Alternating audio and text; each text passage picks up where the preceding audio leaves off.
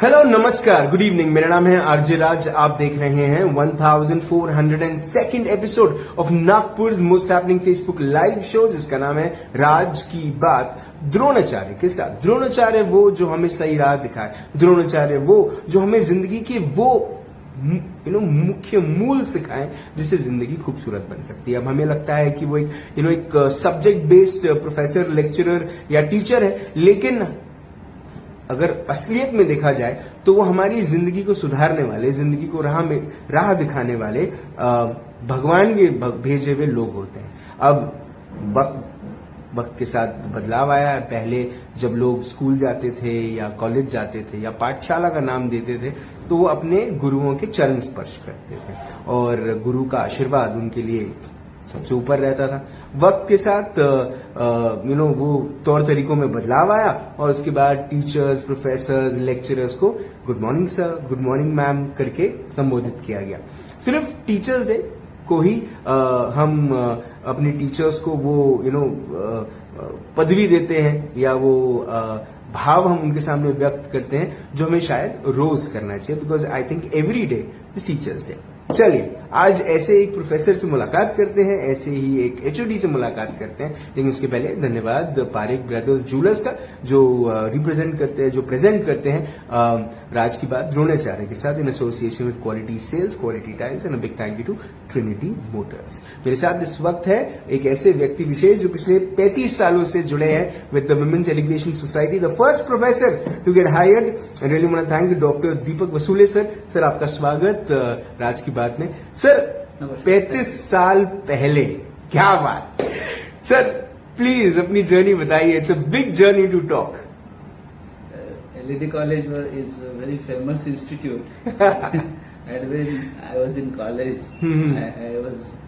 we were regularly hearing about the college, but to be very frank, I never entered the LED College. I entered the LED College after joining as a lecturer in LED College.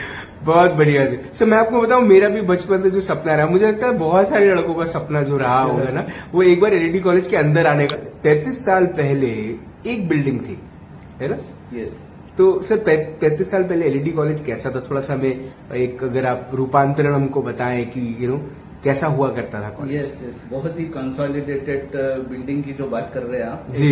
छोटा premises था लेकिन independent था। And cosmetic technology जो है ये seminary hills पे है पहले से जी।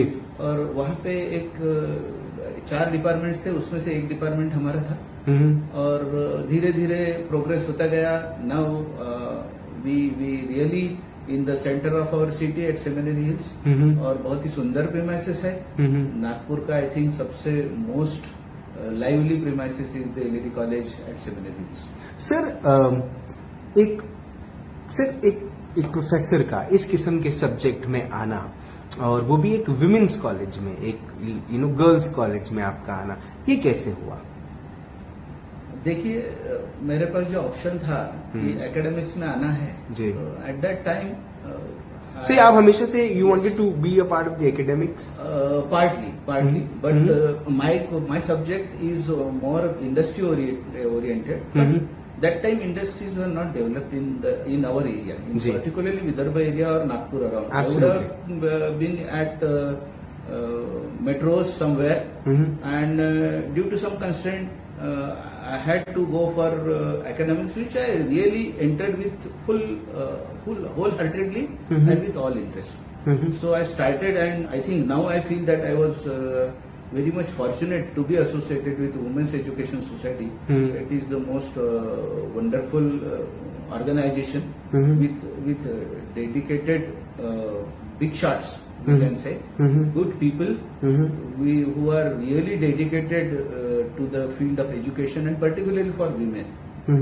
So I have seen almost 35 years the growth of the LED college, and now you can see there are 2 big premises of LED college. Sir ये जो सब्जेक्ट है कॉस्मेटिक टेक्नोलॉजी, सर ये एक ऐसा कोर्स है जिसमें जितने भी लोग इस कोर्स के साथ जुड़ते हैं उनका जो रुझान है वो केमिस्ट्री प्रोबेबली की तरफ ज्यादा है, if I am not wrong. Yes. So sir इस किस्म का कोर्स कितना पॉपुलर रहा है और अब पिछले 35 सालों से आपने इसकी ट्रांसफॉर्मेशन कैसे देखी? देखिए, शुरुआत में जब मैंने भी शुरुआत किया एज ए टीचर, तो ये लगता था कि ये कोर्स सिर्फ लड़कियों के लिए है जी। लेकिन जब धीरे धीरे सब लोगों को ये समझ में आया कि कॉस्मेटिक इंडस्ट्री इतनी बड़ी है जी। और अपने दिन में अपन इतने सारे कॉस्मेटिक्स दिन भर में यूज करते हैं जी। तो it's a very huge industry. So सिर्फ लड़कियों के लिए कॉस्मेटिक्स लगाना, ये जो चीज थी, now it has been transformed into a very healthcare product. It is not only the beautification. Now it is the healthcare product. Absolutely. So you have to protect your skin, you have to protect your hairs, you have to protect your eyes, and you have to protect your all body appendages. जी। तो इसके लिए जो अच्छी चीजें है जो लगाना है वो अच्छी रहना चाहिए, उसके इफेक्ट्स अच्छे रहना चाहिए, उससे कुछ अनवांटेड इफेक्ट नहीं होना चाहिए। तो ये सब बैकग्राउंड देखते देखते now literally everybody has known the importance of that subject as a cosmetics of technology. तो सर इस कोर्स में किस किस्म के बच्चे आ सकते हैं, किन्होंने ये सब्जेक्ट के ऊपर में ये कोर्स करना चाहिए और इसके करियर प्रोस्पेक्ट्स क्या है? बेसिकली देखिए, ये प्योरली साइंस बेस्ड है। 12th में जिनका बायोलॉजी होना चाहिए एसेंशियली, फिजिक्स केमिस्ट्री सब्जेक्ट तो कंपलसरी है, बायोलॉजी होना चाहिए, बायोलॉजी की तरफ थोड़ा रुझान होना चाहिए। You should like the subject biology because the student learn the subject like anatomy, physiology, pharmacology, toxicology in their undergraduate. So basically biology वाले रहना चाहिए। लेकिन presently what has been happened, there are so many students, they are interested in studying cosmetics but they have left biology at the 12th level. So they have chosen mathematics as one of the subject instead of biology. So at university level you have made a little change in the eligibility, and we have made students with physics, chemistry, biology and physics, chemistry, mathematics both eligible for admission, where for the mathematics students we take care of their biology part in the first year itself, so that they can be acquainted with the syllabus of 11th and 12th, and then they can cope up the syllabus of cosmetic technology. So we have, considering that more and more girl students should be attracted to the to this course. So we have opened it little bit with option of biology or mathematics. But basically those students who are interested in biological sciences, they are really more interested in this course. Sir, ये course कितने साल का होता है? We have started this course in 1980. And then it was modified for the first time in 1984. And from 1984 it's a 4-year degree course which is known as Bachelor of Cosmetic Technology, a 4-year degree course. After that in our institute we have 2 years master's course, that is Master of Cosmetic Technology. And from 2004 we have a research center granted to our college by RTMNU as a Center for Study for PhD. That is a recognized research center also. Sir ये थोड़ा सा ये एक ऐसा सवाल है जो मैं थोड़ा अलग तरीके से पूछ रहा हूँ आपसे, क्योंकि सर आपका नाम डॉक्टर दीपक वसूले है। तो मैं आपसे पूछ रहा हूँ कि सर आपने अपने जीवन में इन 35 सालों में एज अ प्रोफेसर क्या वसूला है sir? Women's education society sir आपने क्या क्या वसूला है? सोसाइटी ने और कॉलेज ने तो मेरे को जो दिया है जी, वो तो वसूलने की बात नहीं आती है जी। लेकिन मैंने बच्चों से बहुत प्यार और रिस्पेक्ट वसूला है जी। बहुत बहुत मानते हैं बच्चे, इसमें मैं बहुत खुश हूँ। सर ये जो 84 में जो चेंज आया, सर ये कोर्स लेवल पे मैं पूछ रहा हूँ, पर सर जब किताबों की बात आती है, जब कोर्स की बात आती है, सर किस किस्म के ट्रांसफॉर्मेशन आए हैं? बिकॉज सर टेक्नोलॉजी ने भी काफी चीजों को ओवरटेक किया है, हम अभी भी वो ट्रेडिशनल तरीका नहीं अपनाते काम करने का भी। तो सर क्या इस कोर्स के अंदर में कुछ एड ऑन चीजें हुई हैं जो टेक्नोलॉजी से रिलेटेड भी होती हैं, जो हम एक एक्स फैक्टर जो दिया जाता है इस कोर्स के माध्यम से स्टूडेंट्स के लिए? ऐसा है कि रियली बुक्स की जब बात करते हैं तो this is a very specialised course जी। सो जब शुरू हुआ तब इसके लिए सफिशिएंट बुक्स नहीं थे, teachers have to exert extra for that, लेकिन जैसे भी टेक्नोलॉजी बढ़ती गई दुनिया छोटी हो जी। गई, वर्ल्ड छोटा हो गया। बिल्कुल। तो गूगल से बच्चों को, टीचर्स को काफी सारी इंफॉर्मेशन मिलते चली गई। उसके बाद में research in the field of cosmetics बहुत बड़ा है। All over the world the researchers are doing work in the cosmetic technology. काफी सारे प्रोडक्ट्स है, उसको नए नए बनते जा रहे हैं, उसके इफेक्ट देखते जा रहे हैं लोग, उसके यूजेस है। तो टेक्नोलॉजी का सबसे बड़ा जो फायदा है वो नॉलेज ट्रांसफर का फायदा है जी। तो नॉलेज मिलते जाता है। वैसे उसके कारण मैंने चेंज देखा, जो बच्चे अपने कॉलेज में पहले जो काम करते थे उससे कई गुना अच्छा काम आज के डेट में बच्चे करते हैं, क्योंकि उनको इंस्ट्रूमेंट अच्छे मिलते हैं और सपोर्टिंग नॉलेज भी अच्छा मिलता है। सर, जब कॉस्मेटिक्स की बात आती है तो ये कॉस्मेटिक की जो इंडस्ट्री है ये $1 million, $1 trillion इंडस्ट्री है सर। पूरी दुनिया में मुझे ऐसा लगता है कि सर राशन कम बिकता होगा, कॉस्मेटिक्स ज्यादा बिकते होंगे, पक्का है ना। तो सर रिक्वायरमेंट भी बहुत रहती होगी कॉस्मेटिक्स के स्पेशलाइजेशन के जो लोग होते हैं उसके लिए। रिक्वायरमेंट ऐसा है कि मेरा ये मानना है कि जो बच्चे आ रहे हैं इस फील्ड में, उस बच्चों ने कॉस्मेटिक्स का अवेयरनेस सोसाइटी में या जनरल पीपल में बढ़ाना चाहिए। क्योंकि कॉस्मेटिक्स जो भी अच्छा है, लेकिन हर चीज अच्छी है तो वो सेफ भी रहना चाहिए, और हेल्थ केयर प्रोडक्ट में सेफ्टी बहुत इंपॉर्टेंट है जी। तो मेरा ये कहना है कि बच्चों ने कभी भी इस ढंग से उस सब्जेक्ट को पढ़ना चाहिए कि जो सोसाइटी के लिए या एक आधे इंडिविजुअल के लिए, ह्यूमन बीइंग के लिए सेफ हो यूज करने के लिए। तो हम ज्यादा से ज्यादा बच्चों में ये सोच इनकलकेट करते हैं। We ask them to go for the products which are very safe for human use. तो ये इनपुट एज ए टीचर हमारे तरफ से ज्यादा रहता है। सर कोई क्रीम लगाकर कोई गोरा बन सकता है क्या सर? नहीं नहीं नहीं, कभी नहीं। और जो भगवान ने, ईश्वर ने, अपने पेरेंट्स ने, अपने माँ बाप ने जो बॉडी अपने को दी है उससे बढ़िया कोई नहीं दे सकता जी। जो देन है अपने को, अपने पेरेंट्स की देन है, तो उसको अच्छा रखना अपना काम है। Keep it healthy. तो वैसा सोचा जाए तो ऐसा है मानना कि सबसे अच्छा कॉस्मेटिक्स क्या है तो पानी है। बहुत बढ़िया सर। सबसे अच्छा पाया वो cosmetics, the best cosmetic in the whole universe is water. It has everything. Everything. It has everything. If you wash your face with water, it get moist. So कोई दुनिया का ऐसा क्रीम नहीं है कि जो पल भर में आपका चेहरे को मॉइस्ट कर दे। बहुत बढ़िया। तो ऐसा है, ये मानना है। तो प्रोडक्ट का सेफ्टी के लिए कभी भी बात करनी चाहिए। सर एल्यूमिनाइज की अगर हम बात करें तो जो पास हुए यहाँ से, फिर कहाँ तक स्टूडेंट्स पहुंचे हैं? एलईडी के परचम कहाँ कहाँ लहरा रहे हैं? बहुत बढ़िया, बहुत बढ़िया। बच्चे जो पढ़ के जाते हैं वो बच्चे नॉलेज एक्वायर करके ग्रेजुएशन के बाद इंडस्ट्री, हर कोई इंडस्ट्री आप नाम ले लो, उस इंडस्ट्री में एलईडी का बच्चा है।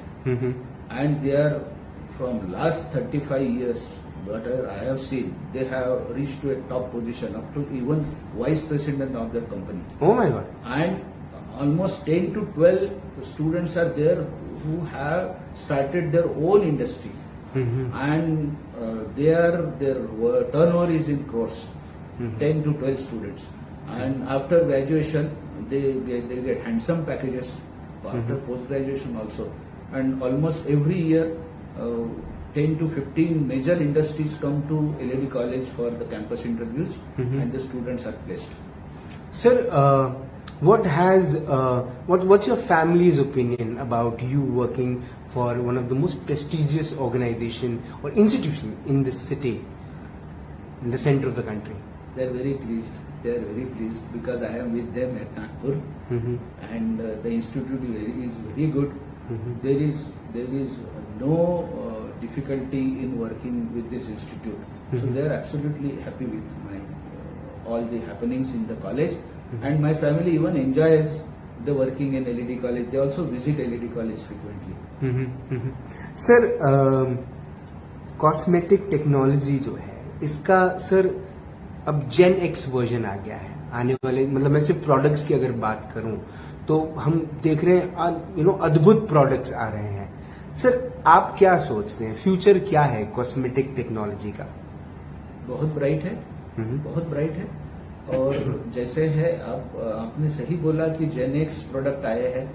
देखो क्रीम्स की बात होती थी जी, तो आजकल तो सीरम की बात होने लगी है जी, तो सीरम्स बहुत पॉपुलर होते जा रहे हैं। जी, लेकिन बच्चों को भी हम वही पढ़ाते हैं कि चेंजेस क्या है, प्रोडक्ट्स क्या है, फॉर्मुलेशंस क्या है, रॉ मटेरियल्स की ऑथेंटिसिटी भी चेक करना चाहिए बच्चों ने। और नए नए प्रोडक्ट जो बनते हैं, forget about the marketing gimmicks, we tell the student that you are the ambassadors of the cosmetic products.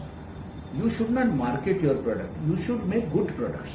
Ji, You should analyze for the product for its standards, not for its marketing and not for its sale. Sale बहुत ज्यादा है यानी market में product safe है ऐसा नहीं है। Product use करने में सेफ होना चाहिए जी। तो इस हिसाब से बच्चों को हम पढ़ाते हैं, इस हिसाब से बच्चों को नॉलेज भी बोलते हैं and we make them to understand that you are there as a protector to the society and you justify that this product is good. So all the newer products in the market, yes, they are after research and development, they are introduced into the market, but still we definitely ask the students to discuss and analyze the safety of the product. Sir routine क्या है आपका? दीपक sir का routine क्या है? कितने बजे घर से निकलते हैं कॉलेज के लिए और वापस कितने बजे जाते हैं घर? Yes, very good. हम लोग ऑलमोस्ट जैसा यदि कुछ 9 बजे का वर्किंग है, कॉलेज का 9 to 4 is the routine working जी। और 9 बजे यदि प्रैक्टिकल है तो हम 9 बजे आते हैं, लेकिन यदि हमारा थ्योरी है तो हम 10 साढ़े 10 बजे कॉलेज में आते हैं and we wait there till end and हमारे कॉलेज का टाइमिंग 4 बजे तक खत्म होता है and the whole day with theory and practical, all the teachers are always busy in their curriculum. Sir अब 4 बजे घर चले जाते हैं, है ना?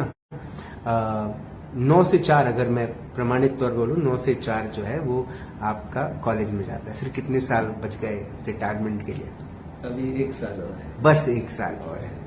सर 1 साल के बाद जब एलईडी के सामने से गुजरेंगे, सर दिल क्या बोलेगा? दिल बहुत खुश हो जाएगा कि इस इंस्टीट्यूट में मैं 36 साल सर्विस करने के बाद मैं एक अच्छे मकान पे पहुंचा हूं कि जो मेरे को प्राउड फील कराता है कि I work with this institution, तो बहुत अच्छा लगेगा। सर किस किस्म के प्रोफेसर, ये मैं पूछता हूँ सबसे, आपसे भी जरूर जानना चाहूंगा, किस किस्म के प्रोफेसर आप थे, किस किस्म के एचओडी आप थे, किस तरीके से आप याद रहना चाहते हैं सबके दिल में? मुझे तो ये लगता है कि I should be remember as a very good teacher. देखिए थोड़ा सा हो सकता है बच्चों का बोलना है, मैं बहुत स्ट्रिक्ट टीचर था, शुरुआत में सही में था जी।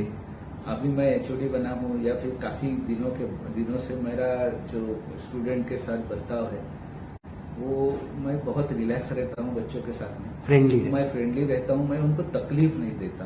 मैं बच्चों को ये बोलता हूँ कि ये आपका एजुकेशन है, you should be careful for your education.